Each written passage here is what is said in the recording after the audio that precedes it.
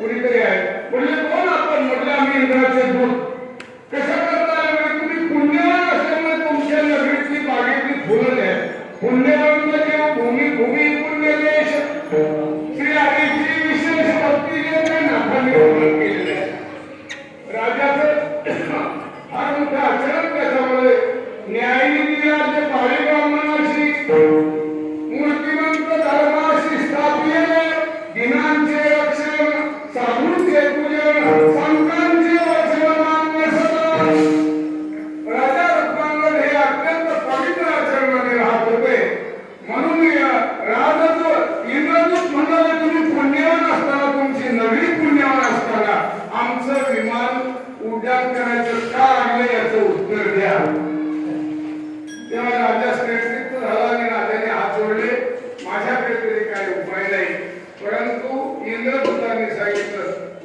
राजा रत्नांगणाला तुमच्या नगरीमध्ये एकादशी व्रत करणारी जर एखादी पुण्यवान स्त्री असेल तिने जर या विमानाला स्पर्श केला तर हे विमान उड्डाण करून स्वर्गाला जाईल अन्यथा झाला नाही राजा रत्नांगणाने दौंडी दिली आपल्या नगरीमध्ये चला एकादशी सगळे एकादशी व्रत करत होत्या स्त्रिया लाईनच लागली लाखो स्त्रियांची लाईन लागली कशा करता प्रत्येकीला वाटायचं मी एकादशी व्रत करते निश्चितच माझ्या हाताने हे विमान स्वर्गाला उड्डाण करून जाईल सगळ्यांनी पूजा केली विमानाची स्पर्श केला तर उपयोग काही झाला राजाने म्हटलं अजून कोणी आहे असेल तर बघा नगरीमध्ये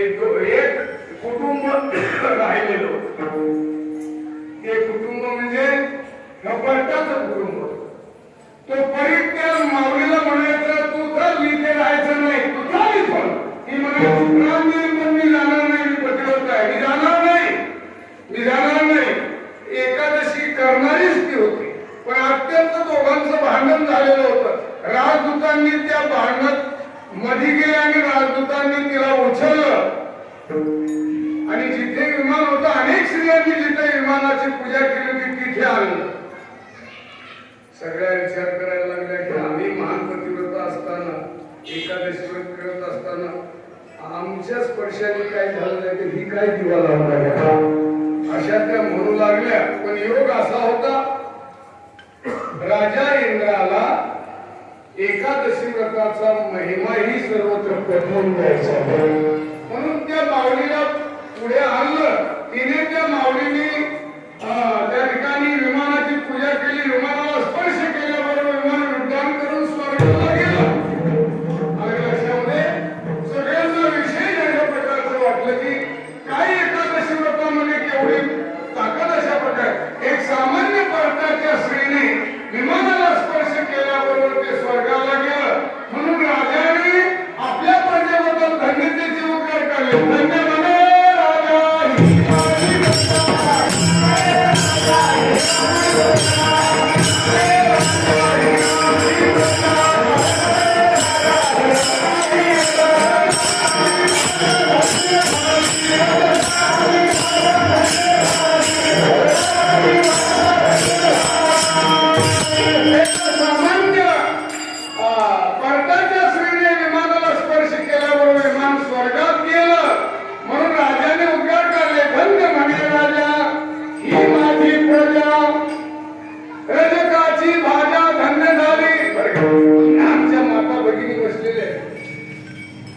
माता भगिनीमध्ये आपल्या कुटुंबाला सगळ्या अर्थाने कुटुंबाला आदर्श बनवण्याची ताकद आमच्या माता भगिनींच्या मध्ये आहे पण त्यांनी पहिले त्यांचा आचार सांभाळला पाहिजे घरात किती व्यसनाधीन मनुष्य असलं तरी आमच्या माता भगिनींनी जर अशा प्रकारचं सगळं आचरण शुद्ध ठेवलं तर निश्चितच एक दिवस असा उजेडेल की पती असो धीर असो सासरा असो त्याच्या पिण्या खाण्यामध्ये परिवर्तन झालंच पाहिजे असं माता भगिनींचं आचरण पाहिजे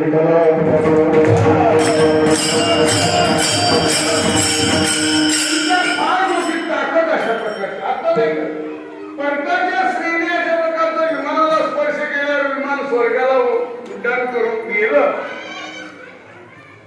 इंद्राचं पुन्हा पोट दुखायला लागलं.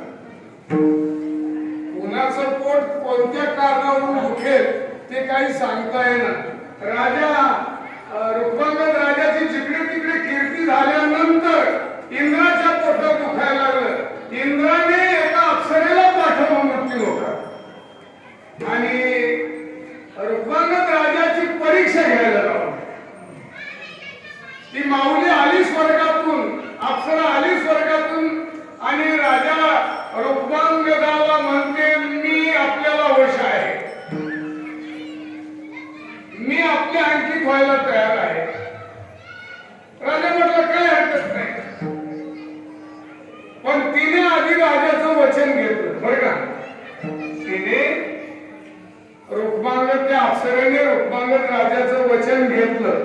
म्हटलं पहिलं तुम्ही मला वचन द्या, आता वचन राजाने असं आहे. श्रेयश्चरित्र पुरुषस्य भाग्य देवो न जानाति कुतो मनुष्य. स्त्रीचं चरित्र आणि देव आणि पुरुषाचं भाग्य हे कोणालाच कळत नाही, देवाला कळत नाही. तर आलं का लक्षामध्ये? त्या माऊलीने, स्वर्गातल्या माऊलीने राजा रुक्मांगदाचं वचन घेतलं आणि म्हटले योग्य वेळी मागेल, वचन द्या पहिलं. राजाने वचन दिलं.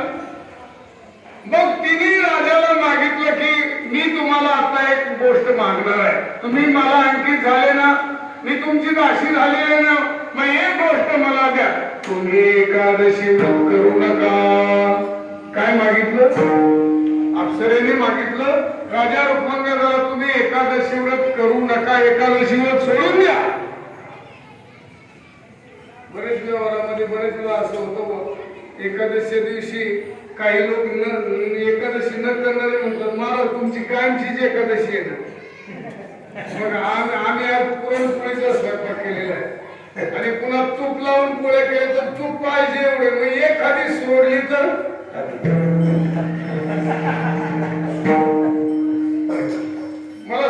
मला त्याचं नाही आश्चर्य वाटत, पण एकादशी सोडणाऱ्या पोळी खाणाऱ्या महाराजाची पूजा करायची वाटते मला.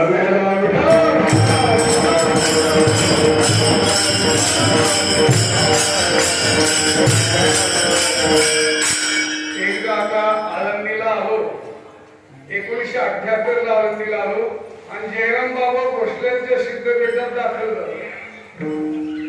परिस्थिती, घरीची परिस्थिती अत्यंत प्रतिकूल होती आणि आळंदीत त्यावेळेस 78 साली त्यावेळेस सुद्धा भयंकर परिस्थिती आहे. 15-15 दिवसाचे शिळे तुकडे चटणीमध्ये मिठात काढून गरम करून आम्ही खाल्लेले आहेत. आता खूप चांगले दिवस एवढं मागेल. आताची परिस्थिती तशी राहिलेली नाही आणि पंचक्रोशीतली सगळी मंडळी तुम्ही वारकऱ्यांना सांभाळणारे लोक, मधुकरी देणारे लोक आहेत. मला वाटतं पंचक्रोशीतली जवळजवळ 50 गावं असतील की रोज ज्ञानोबांना नैवेद्य म्हणून रोज मधुकरी वारकऱ्यांना मधुकरी वाढतात.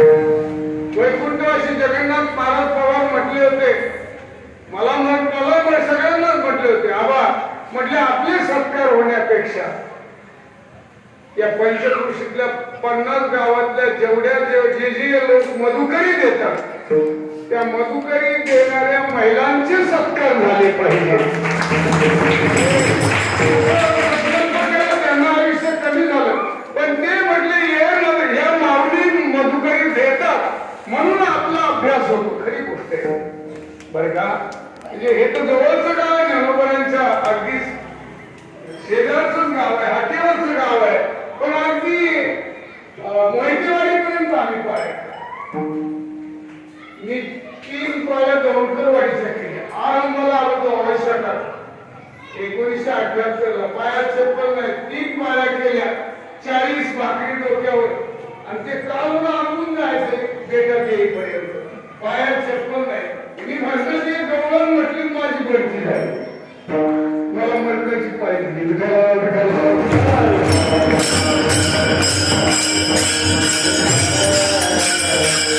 सांगण्याचं तात्पर्य म्हणजे एकादशी होती तर मी बेटातून गावात आलो. पोटात भूक मायना, एकादशीला फराळ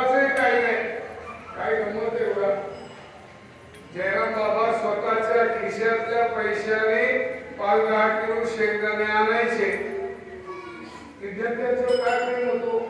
जयराम बाबांचं जे माऊली जसे साधकांचे मायबाप आहेत ना तसे जयराम बाबा भोसले साधकांचे मायबाप ज्यांना कोणाचाच आधार नाही ते बेतात द्यायचे आणि बाबा त्यांना सांभाळून घ्यायचे बरं का. जयराम बाबा दिसायला रागीट होते तर आतमध्ये फार साधकांच्या विषयी अनंत त्यांचं प्रेम अशा प्रकारे होतं. हे आम्ही डोळ्याने पाहिलं. एक एकादशीला आगरीमध्ये त्यावेळेस लग्न होतं तिथे मुंडी पाहिली मी. भूक पोटात नाही ना एकादशी एक एकादशी माझ्याकडून मोडली गेलेली आणि मुंडी खाल्लेली.